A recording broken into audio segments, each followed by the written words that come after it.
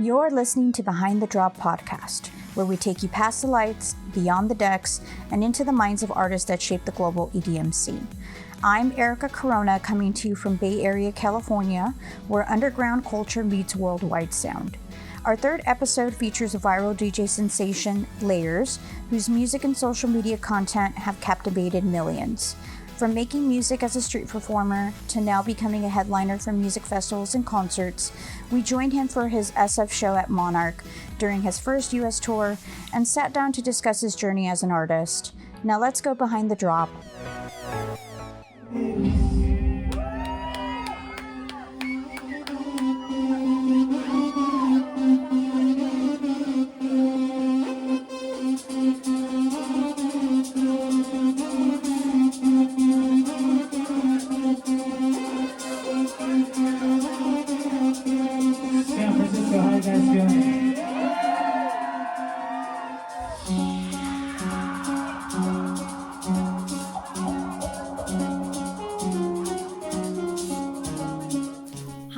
Welcome, everyone. Welcome to Behind the Drop podcast, featuring the best artist, LAERZ.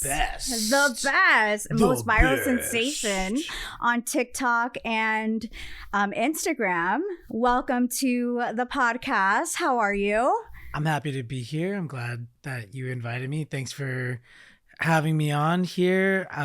It's great to be in San Francisco and be here with you. Of course. Now, you had your debut at Midway in August, which congratulations, that is huge. And Thank you just had your show at Monarch last night, which was phenomenal. Monarch was a lot of fun. How was your experience at both shows? Yeah, no, Midway was great. It was during Outside Lands, so there was just a really great energy. And then last night at Monarch was more of like a intimate energy. It was much smaller room, much more intimate. Yeah, I got to experience both sides of the spectrum, and I loved it.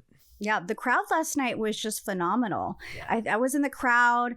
I think there was this guy that was just like dancing the night away, insane. And he was literally in front. Yes, the bald guy was dancing on that. I called him Thanos because he looked like Thanos. You're so funny. But yeah, he was just doing some super cool moves. Yeah, bald guy, if you're watching this, you got some good moves. Yes, definitely. All night, even with the other performers from earlier in the night. Mothbot and Travato. Yeah. One thing that I have to say is his sound is so distinct. It's between Disclosure, Rufus the Soul, and Odessa, which is like insane. You don't really find that sound anywhere. So it's a talent that you don't really see much, especially in social media, which congratulations on 1 million followers on Instagram. That is phenomenal. And also, you are doing a 20-city US tour, which is amazing. My first ever tour. Yeah. 20 cities. Now, your journey, I have to say, I've followed you since when you were Box of Beats. Wow. And now you are like a phenomenal sensation since the beginning of this year. So tell me a little bit about kind of where you started and kind of your journey to now. Yeah, I mean, started street performing after high school and did that for over a decade. And then COVID hit and started posting videos online. And shortly after, things started going like viral and stuff. So I was able to build some strong social media followings. And then beginning of this year, I went from like Box of Beats, like felt like the old person who I used to be. And so I wanted to rebrand and come up with like a more newer name that kind of represented what I'm doing a little bit better. I felt like Box of Beats sounded more like a producer tag for like hip hop or something rather than an electronic artist name. So we came up with LAERZ, and that's when I rebranded into LAERZ this year. And it's been great feedback, great progress. 20 city tour, And yeah, we just started it. So Yeah, that's amazing. And honestly, that name LAERZ, like I was like, that's the perfect name because you're literally looping, doing live sounds. You're layering every beat to make a sound and a song, which is phenomenal. And I love the fact that when you're out, you know, whether it's at, you know, Venice Beach, Santa Monica, or at a music festival, or even, you know, a show like Outside Lands you were doing at Sierra Nevada at the pop-up, you know, you're just out in the open with the crowd, just making sounds, whatever they want. If they say, okay, what do you want me to make? And you just make it on the spot. Yeah. And sometimes even producers come in and you just make a brand new song in like less than an hour, which is incredible. It's a lot of fun. It's cool to like see the process because like usually if you're lucky, DJs, producers, artists will kind of take you behind the scenes on like how a track was made or something. And then, but usually you just get the final product. Like as a consumer of music, you just get the final product. So you're missing that whole creation process. And so like, it's just like expediting and like consolidating into like a bite-size moment. Like that's what I like try to do is bring that process, of the creation to the stage. So it's fun. And I honestly feel like you came into the market, the electronic market, in a good time because that's kind of when TikTok kind of blew up. Yeah. And so when you have those little reels of bits of like, this is how this was made, or, you know, this is how, you know, the reactions and everything. And this was my, you know, experience from being an outsider from a music festival to get invited into a music festival, into the Horizon. I mean, that was just a phenomenal story that your followers kind of just went through with you. Yeah. And during, like, I know from your last few couple shows before the headlining tour of the 20 city tour, what has been the best experience so far for you during that time? Just learning everything that goes into doing a tour, and a lot of things that like you don't like being, for example, like I have my set memorized from start to finish, but it's like interesting to see the reaction of it applied to different types of markets, like Tucson, Hawaii, Phoenix, last night San Francisco. And it's had a different type of reaction from the different markets and the different places. And like I'm learning, it really goes to show that it's different reception in different types of places, different kinds of people, different vibes from the cities that they live in. And so, yeah, it's like an incredibly eye-opening thing to like be like, okay, maybe I can adjust it like this a little bit and then adjust it like this a little bit to kind of see how it better adapts and performs in different markets. Yeah, totally agree. And especially the fact that a lot of people go to these events to escape from reality, right? Kind of just push off what you're like feeling at home, whether you're depressed, anxious, and people go to these events just to feel like they have freedom, right? To just escape and just be in one with the music and the sound. And at times, I'm not gonna lie, I get lost in your music.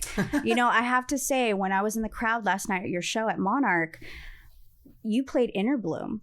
And in the background, I literally saw the visuals of all of the buildings of San Francisco.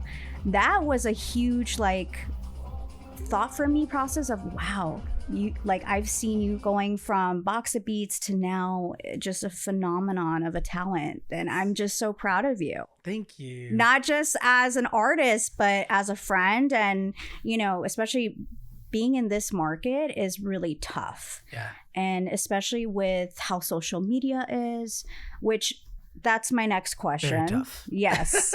I know recently, especially, and I know politics is really, really hard to discuss, especially in social media. Yeah. And, you know, right now in this day and age, our freedom of speech is restricted. Yeah. With this government and just overall in general, even on television. Yeah. Right. And I know it's a tough topic to, you know, to discuss and everything, but I commend you for speaking your truth, for speaking how you feel, because there's a lot of artists that are scared to because of the monopoly of corporate, and especially with, just in general, companies like production companies over scrutiny over politics. Yeah. So what is your, feel of, I commend you, but like, how do you feel that influences social media? Yeah, I mean, I always say to people, because I get a bunch of DMs all the time being like, keep politics out of your page. You're going to isolate and alienate like some of your audience and your following and stuff. And I'm just like, I think there's been a very strong misunderstanding of what the relationship between like creator and consumer in music and in art in general is. Like you just said, like a lot of times people use music as an escape to get away from the realities of the world. But so often does it happen where people neglect to remember that before the music is a human being, and that person usually has opinions and impressions of the world around them, and it places us at a natural disadvantage, because then we're internalizing the left and right part of us that's like, we want to be able to speak our minds, but then we have to kind of save face in the public eye, so we're not pissing off anybody or upsetting any companies or anything like that, or putting us on any blacklists or whatever. But I'd like to advocate and move closer to an end goal where people remember rather than neglect that artists are humans before they are music makers and creators. And it's almost like they set themselves up for failure because they forget that. The person that's making their favorite song that's on repeat on their playlists is also someone who's experiencing life the same way they are. And it's truly an unfair dynamic to place that kind of, you should be silent or else you're gonna suffer the consequences through your following, through your music, through your opportunities. And it places us in a really weird position that I don't like to be in. And I heard it all the time back when I was starting to speak out on things such as Palestine and the Israeli government and ICE and all sorts of things. You're going to lose opportunities. You're going to do this. People are going to be mad at you, and you're going to do all this. And dude, I'm sitting here right now. We just put a 20 city tour together. I'm working on some things I can't even announce right now that are the biggest opportunities of my career. I'm still seeing new fans develop and new people grow every day on my social media. And all it happened was those people that left, it made room for the people who align more morally and in value with what I believe in. And that's all I could ask for. Yeah. No, yeah, I definitely agree. And it's one of those things of you're right. We go to these music events to escape reality, right? That means government, that means life, that means just everything. We just dance it out, be there. It's just us and the music. Bullshit and politics aside, everyone has their opinions. You can't make everyone happy, right? No. And it's one of those things of, you just got to do what you need to do, because at the end of the day, you're all you got. Yeah. Your family, friends, you're all you got. And that's the thing. It's there's so much hate in this world that music is supposed to be happy. Yeah. Why continue the hate? Yeah. And it's a blessing and a curse to be able to be someone that facilitates that for people, because like I mentioned, it's great that people are able to use my music, and I'm sure a lot of other artists will be able to would say this too, that people use it as an escape to get away. But then what do we do when we walk out of our own homes, out of our own front doors, and we see the world around us, and we're like, wow, there's some really messed up stuff going on, and there's some things that we don't align with, and I don't think it's good to don't be silent. when you feel that. If you're an artist out there, I think the only way it's going to be vividly clear of how many of us there are out there is if more people like us, more people like you guys speak out, and then the world will soon realize, like, there's silence, only being silent, whatever opinion you have, but being silent, it only works against you in the long run. It only keeps you down. Yeah. And there's so many protests that happen throughout the world of, so many like horrible things happening. And it's just like, we have a voice, right? We have a voice to have change in this world, whether it be minimal, small, large. It's like, we all have to speak up. And some of the biggest social movements happen because rebellious acts through music. So many social movements, but so if history shows us anything, it's actually what you should be doing. Yeah. So yeah, definitely. So on a positive note, what shows or future music can we kind of expect from you in the next upcoming months or next year? Well, as of now, we've got the rest of the tour. As far as new music goes, there's since everything I do is live, we're trying to figure out like a new way to pitch music. So like usually a DJ or producer wants like the most perfect sounding track to be released, and they spend a lot of time tuning and adjusting and EQing and everything to put it out for official release. But since everything I do live, like I'm trying to pitch this new thing where I get it to sound as good as it can in the live version, and then we record a set in a city somewhere, like, for example, last night at the Monarch, and then I basically chop the tracks from the live set, like I chop them into each individual tracks, and then I release that as like a live EP kind of thing. So with the imperfections, with that, not everything being completely synced perfectly and everything EQ'd perfectly and side chains and everything, like more of just like being able, because my most streamed song is a live version of a track that I recorded on a beach somewhere, and it's my most streamed song, and there's a crap ton of imperfections in it. If like any producer or engineer was listening to it, they'd be like, oh, there's a laundry list of things wrong with it, but it's my most streamed song. So people really don't care about it being perfect and all amazing and everything and EQ'd correctly and perfectly mastered. They just like the music. So that's what I'm trying to do. I'm trying to work on this project where I'm taking live EPs and distributing them to everybody. So there's that. Hopefully we'll be back for New Year's here at Fresh Start in San Francisco. Oh my gosh. For a little bit of installation, activation, takeover, LAERZ takeover. Oh my goodness. Oh my God. If that happens, that is so exciting for the Bay Area. Who knows? Maybe LAERZ takeover, Fresh Start, Midway, Pier 80. Is that what it's called? Well, Pier 80, yeah. Pier 80. And then there's also going to be other stages, or 888 Garage, Ride, and Gods and Monsters. So it's going to be huge. Yeah, I might be on Gods and Monsters stage also. We don't know yet. Oh my goodness. Who knows? To be figured out, and we'll see. Well, that's the inside scoop, because I don't think you've ever told anybody else. Well, I'm so happy to have you. I'm so excited to see your future, the upcoming months, all of the posts.